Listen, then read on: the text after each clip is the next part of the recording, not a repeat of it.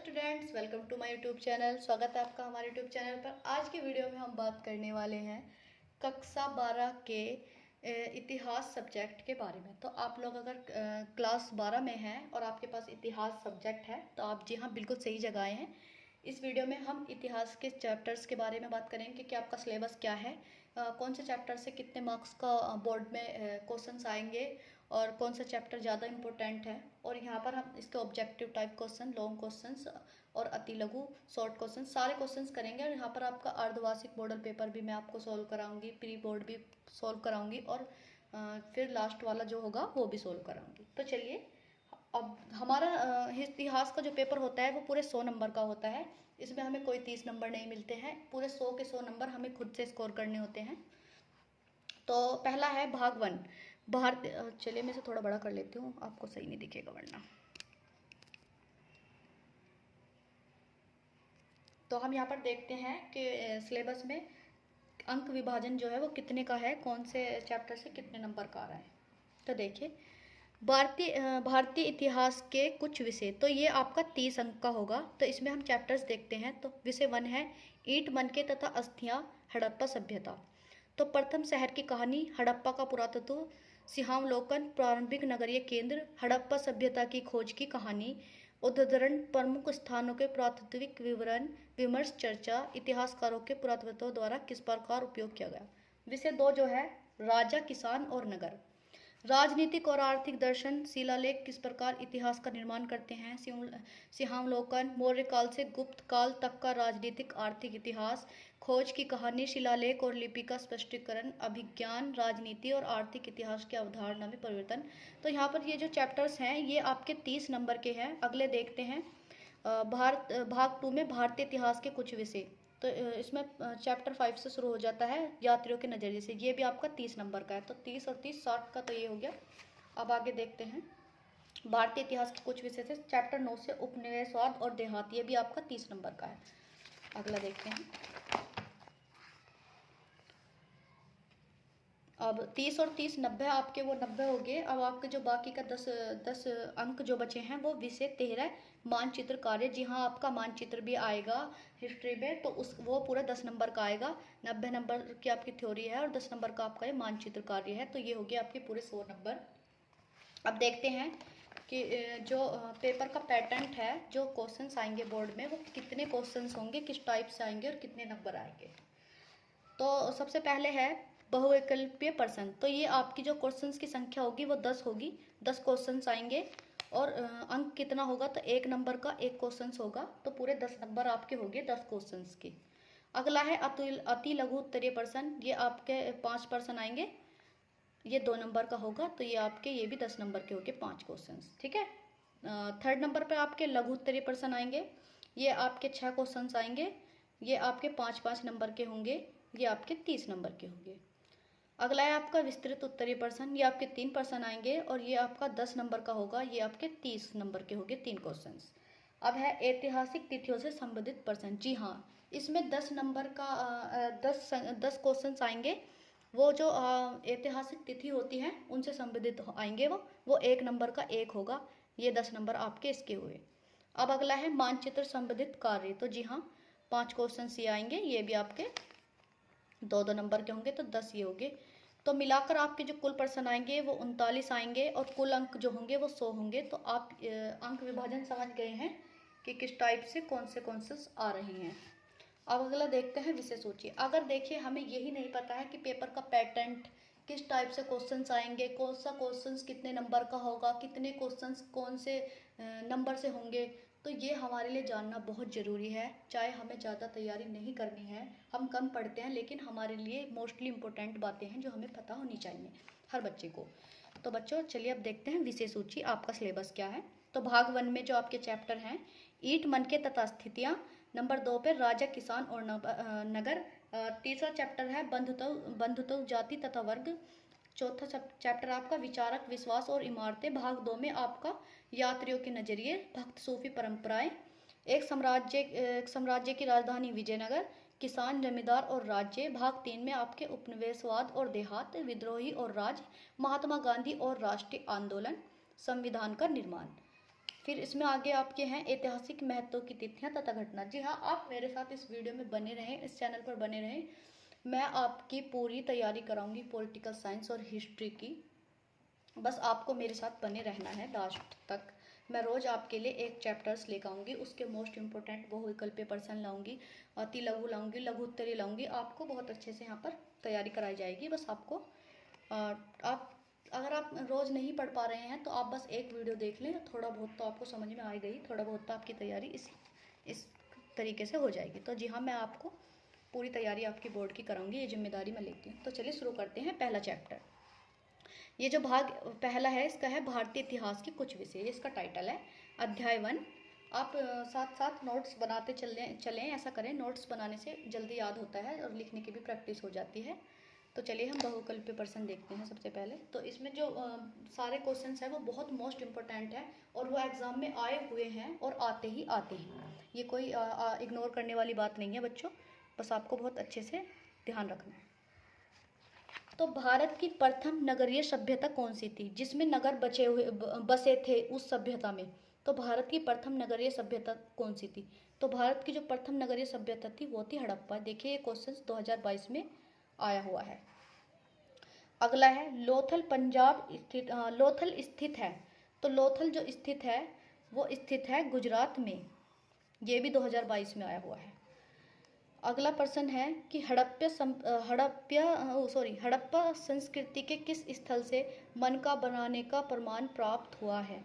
तो चंदहुदड़ो से मनका बनाने का प्रमाण मिलते हैं। तो ये भी 2022 में आ चुका है। तो ये मोस्ट इम्पोर्टेंट है, ये बार बार रिपीट होते रहते हैं। अगला देखते हैं कि सेंधव सभ्यता में सर्वाधिक पूजनीय कौन था? तो मार्त देवी वहाँ पर सबसे ज़्यादा पूजी जाती थी। सेंधव सभ्यता में विशाल स्नानगर कहाँ से प्राप्त होता है? तो जी हाँ, वो मोहनजोदड़ो से प्राप्त होता है। सेंधव सभ्यता में शिल्प कला में सर्वोत्कृष्ट धातु कांसे की नर्तकी की मूर्ति कहाँ से मिली है? तो वो मोहनजोदड़ो से मिली है। अब अगला प्रश्न है मोहनजोदड़ो में उत्खनन आरंभ कब हुआ? खुदाई का कार्य जो था वो मोहनजोदड़ो में कब आरंभ हुआ? तो वो 1925 में आरंभ हुआ था। तो ये है, देखिए ये भी 2022 में आ चुका है। जो आप देख सकते हैं, साथों साथ प्रूफ है कि ये 2022 में आ चुका है। अगला क्वेश्चन है कि SR राव द्वारा 1955 में किस स्थान का उत्खनन कार्य आरंभ किया गया? ये 2020 और 24 ये मोस्ट इम्पोर्टेंट है, ये बार बार रिपीट हो रहा है। देखिए 2 बार आ चुका है, उससे पहले भी आ गया होगा। तो 2020 और 24 दोनों में आ चुका है। तो ये लोथल में हुआ था, तो ये करेक्ट है। अब इस क्वेश्चन को ये आपसे पता है कैसे पूछ सकते हैं घुमाकर? ये ऐसे पूछ सकते हैं कि लोथल का उत्खनन कार्य जो था वो किस सन में आरंभ हुआ था? तो आपको सन भी ध्यान रखना है। ये क्वेश्चन ऐसे भी बन सकता है, इसको यहाँ पर इसमें दे दिया जाएगा ऑप्शंस में। या फिर ऐसे बन सकता है कि 1955 में लोथल का जो उत्खनन का आरंभ किया गया था वो किसके द्वारा किया गया था?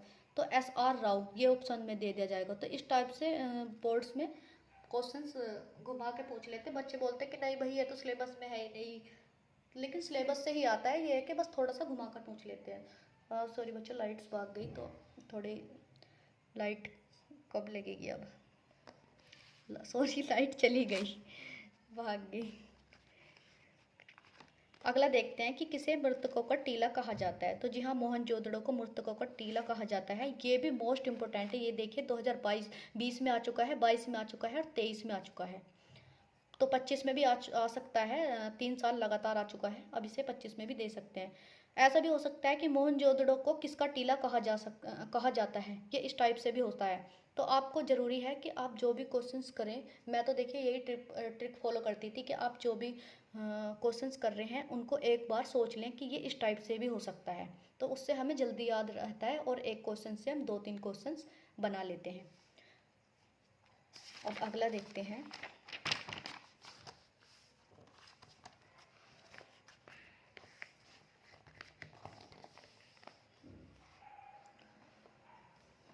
SR मुगल द्वारा 1974 में किस स्थान का उत्खनन आरंभ किया गया था? तो बहावलपुर का उत्खनन कार्य आरंभ किया गया था।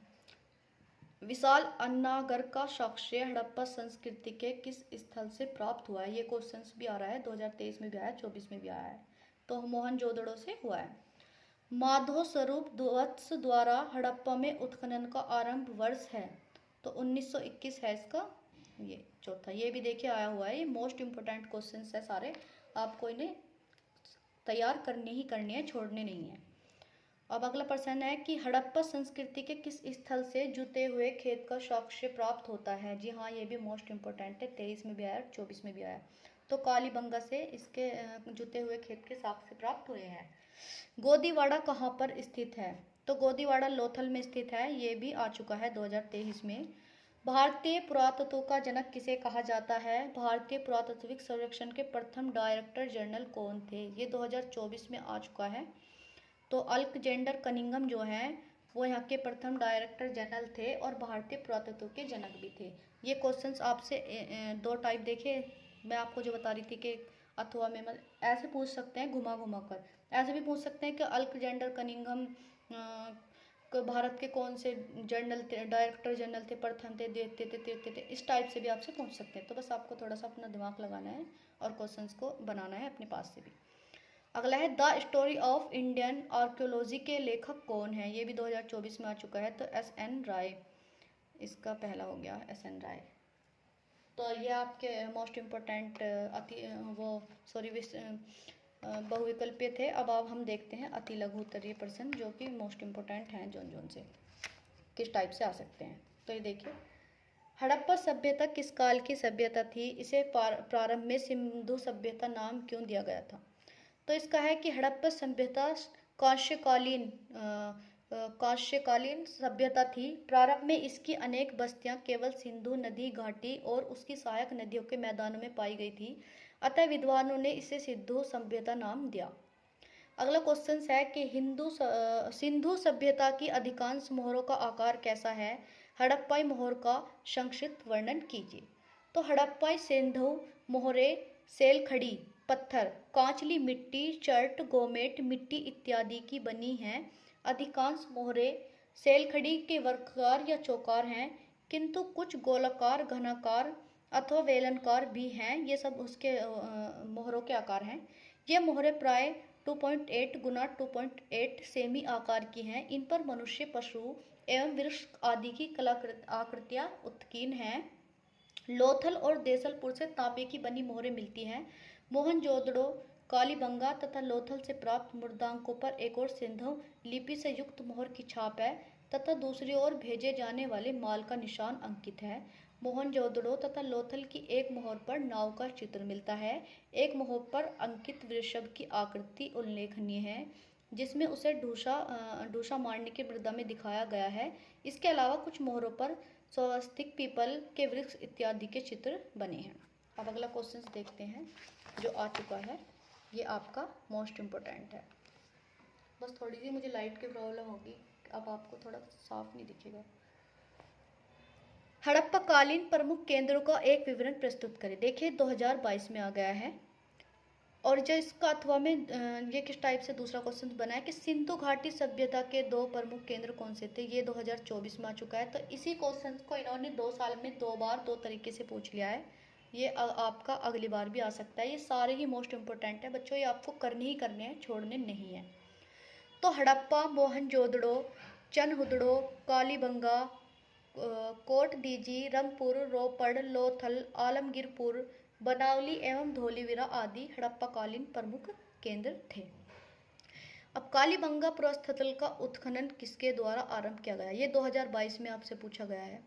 तो कालीबंगा का पुरास्थल का उत्खनन बीबी लाल एवं बीके थापर 1961 से 1969 द्वारा आरंभ किया गया। वर्तमान में यह पुरास्थल हनुमानगढ़ राजस्थान में है। तो राजस्थान में हनुमानगढ़ है, वहाँ पर ये स्थित है। किस पुरा स्थल को हड़प्पा सभ्यता की सबसे बड़ी बस्ती माना जाता है। सिंध प्रांत के लरकाना जिले में स्थित मोहनजोदड़ो को हड़प्पा सभ्यता की सबसे बड़ी बस्ती माना जाता है, जिसका शाब्दिक अर्थ है मृतकों अथवा प्रेतों का टीला। इतिहासकारों के मतानुसार यह एक बड़ा व्यापारिक केंद्र, अंतर्राष्ट्रीय नगर और हड़प्पा सभ्यता के दक्षिणी प्रदेश की राजधानी थी। अगला क्वेश्चन है कि हड़प्पा सभ्यता के गृह संस्थापियों को संक्षेप में समझाइए। तो ये इतना मोस्ट इम्पोर्टेंट नहीं है, ये एक भी बार नहीं आया हुआ है। अगला देखते हैं जो आया हुआ है, ये देखते हैं। हड़प्पा में अमेरिकन दल ने कब उत्खनन आरंभ किया था? जी हाँ, ये मोस्ट इम्पोर्टेंट है। तो हड़प्पा में अमेरिकन दल ने 1986 में उत्खनन आरंभ किया था। अगला क्वेश्चन है, ये भी बहुत बार 2020 में आ चुका है। ये दो तरीके से आ चुका है कि हड़प्पा लिपि पर एक संक्षिप्त टिप्पणी लिखिए। हड़प्पा लिपि को पढ़ने में अभी तक सफलता क्यों नहीं मिली है? जी हाँ, इसको अभी तक भी पढ़ने में सफलता नहीं मिली है। तो क्यों नहीं मिली है ये जानते हैं कि सामान्यतः हड़प्पाई मोहरों पर एक पंक्ति में कुछ लिखा है जो संवत मालिकों के नाम पर पदवी को दर्शाता है। विद्वानों में यह सुझाव भी दिया गया है कि इन पर बना चित्र आमतौर पर एक जानवर अनपढ़ लोगों को सांकेतिक रूप से इसका अर्थ बताता था। अधिकांश अभिलेख संक्षिप्त हैं। इस सबसे लंबे अभिलेख में लगभग 26 चिह्न हैं। हालांकि यह लिपि आज तक नहीं पढ़ी नहीं जा सकी है। यह निश्चित रूप से यह वर्णमाल्य जहाँ प्रत्येक चिह्न पर एक स्वर अथवा व्यंजन को दर्शाता है नहीं थी, क्योंकि इसमें चिह्नों की संख्या कहीं अधिक है, लगभग 375 से 400 के बीच। ऐसा प्रतीत होता है कि यह लिपि दाईं ओर से लिखी जाती थी, क्योंकि कुछ मोहरों पर दाईं ओर चौड़ा अंतराल है। बाईं ओर यह संकुचित है, जिसे लगता है कि उत्कीर्ण ने दाईं ओर से लिखना आरंभ किया और बाद में बाईं ओर स्थान कम पड़ गया। अगला देखते हैं। अगला क्वेश्चन है कि धौलावीरा प्रस्थल का उत्खनन सर्वप्रथम किसके द्वारा आरंभ किया गया? ये भी 2020 में आ चुका है। फिर इसका अगला जो है कि धौलावीरा का उत्खनन सर्वप्रथम किसने आरंभ किया? ये 2024 में। तो ये मोस्ट इंपॉर्टेंट है, ये आ सकता है, इसे आप कर लें जरूर। तो धौलावीरा प्रस्थल का उत्खनन सर्वप्रथम 1919 में SR बिष्ट द्वारा आरंभ किया गया था। अब है कि सिंधु सभ्यता की नगर योजना पर प्रकाश डालिए। ये भी 2020 और 24 दोनों में आ चुका है, तो ये भी मोस्ट इंपॉर्टेंट है। सिंधु सभ्यता की सबसे बड़ी प्रमुख विशेषता इसकी नगर योजना थी। इस सभ्यता के दौरान शहरों को दो भागों दुर्ग शासक वर्ग द्वारा अधिकृत निचले शहर और आम लोगों का निवास स्थान में विभाजित किया गया था। इस सभ्यता में नगर योजना ग्रिड प्रणाली पर आधारित थी। इस प्रणाली में सड़कें एक दूसरे को समकोण पर काटती थी। नालियों का जाल भी योजनाबद्ध तरीके से बनाया गया था। हर घर से निकलने वाली नाली सड़क की नाली से मिलती थी। इस सभ्यता के लोग भवन निर्माण के लिए पक्की ईंटों का इस्तेमाल करते थे। अगला देखते हैं। तो जो मोस्ट इम्पोर्टेंट है, बस मैं आपको इसमें वही कराऊंगी, जो फालतू के वो नहीं कराऊंगी। लोथल प्रस्थल का उत्खनन सर्वप्रथम किसके द्वारा आरंभ किया गया? ये 2022 में आ चुका है। लोथल प्रस्थल की खोज किस वर्ष और किसने की? ये 2022, 23, 24, देखिए 3 साल लगातार आ चुका है बच्चों। ये मोस्ट इम्पोर्टेंट है, इसको आपको लगाना है मोस्ट इम्पोर्टेंट में, तो ये आपका आना ही आना है। लोथल प्रस्थल का उत्खनन सर्वप्रथम SR राव द्वारा वर्ष 1955 में आरंभ किया गया। भारतीय पुरातत्व सर्वेक्षण के प्रथम डायरेक्टर जनरल कौन थे? ये क्वेश्चन 2022 में आ चुका है। तो भारतीय पुरातत्व सर्वेक्षण के प्रथम डायरेक्टर जनरल अलेक्जेंडर कनिंघम थे। उन्होंने 1861 में भारतीय पुरातत्व विभाग की स्थापना की। ये भी मोस्ट इम्पोर्टेंट है, इसमें आपके बहुविकल्पीय भी कई सारे बने थे, तो आपको ये भी बहुत अच्छे से ध्यान रखना है, ये भी मोस्ट इम्पोर्टेंट है। तो चलिए मिलते हैं अगली नेक्स्ट वीडियो में। वहाँ पर मैं आपको इसके लघु उत्तरीय जो मोस्ट इम्पोर्टेंट है और जो विस्तृत उत्तरीय हैं, आपको कुछ नहीं करना है। जो आपको मैं समझा रही हूँ यहाँ पर, जो आपको मैं बता रही हूँ, जो करवा रही हूँ, बस आप वो करें। आपके बहुत अच्छे नंबर आएंगे बोर्ड में और आपकी फुल तैयारी होगी। वीडियो अच्छी लगी तो वीडियो को शेयर करें, चैनल को सब्सक्राइब करें और बने रहें। धन्यवाद। मिलते हैं अगली वीडियो में। जो मुझसे थोड़ी बहुत इस वीडियो को बनाने में गलती हुई है, तो प्लीज़ उन सबको इग्नोर करें और बस आप अपनी पढ़ाई पर ही ध्यान दें। पढ़ाई मोस्ट इम्पोर्टेंट है। पढ़ाई बच्चों हमारा सब कुछ है, पढ़ाई के बिना हम कुछ भी नहीं है।